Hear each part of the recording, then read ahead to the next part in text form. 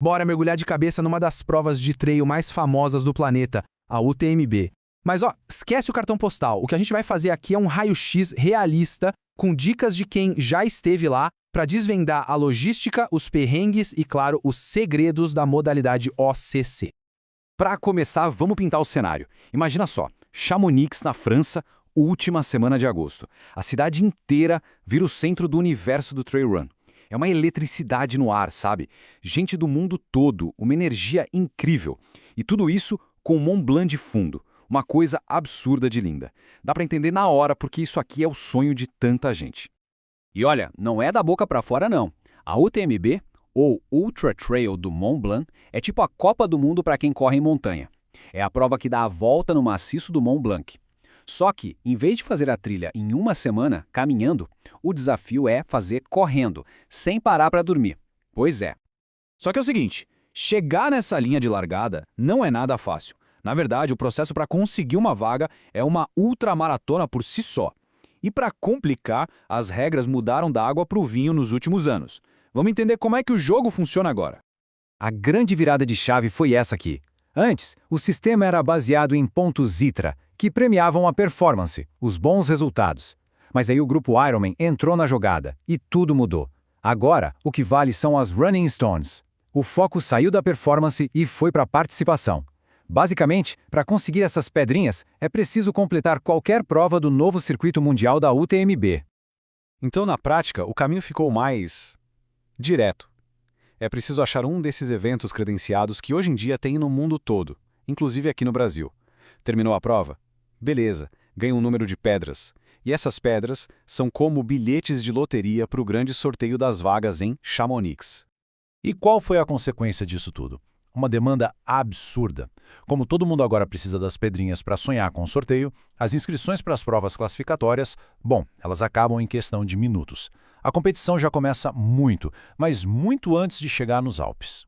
E aí, depois de toda essa saga, a vaga no sorteio é conquistada. Acabou o desafio? Que nada. É aí que começa outro, a logística em Chamonix. E essa talvez seja a parte mais subestimada de toda a experiência. É a corrida antes da corrida. Pensa comigo, são mais de 5.000 atletas. Isso sem contar a família, equipe de apoio, todo mundo desembarcando numa cidadezinha alpina na mesmíssima semana. A infraestrutura, principalmente hotel, fica espremida no limite. Reservar com antecedência não é só uma dica, é questão de sobrevivência.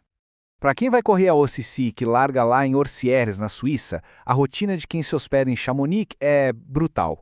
Acordar antes das 4 da manhã, pegar um ônibus e, o pior, ficar esperando por 2 longas horas no frio da montanha. O desgaste e o estresse acabam com a energia antes mesmo do primeiro passo.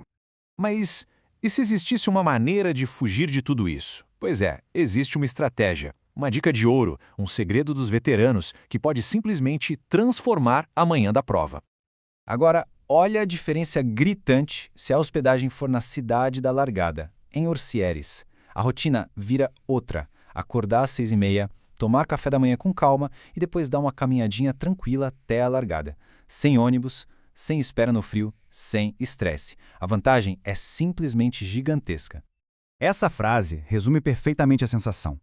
No meio daquele caos, da ansiedade de milhares de pessoas, ter esse controle sobre a própria manhã, essa tranquilidade, é como ser da realeza por um dia. Ok, a primeira pergunta que todo mundo faz quando ouve essa dica é, claro, tá, mas e a minha mala?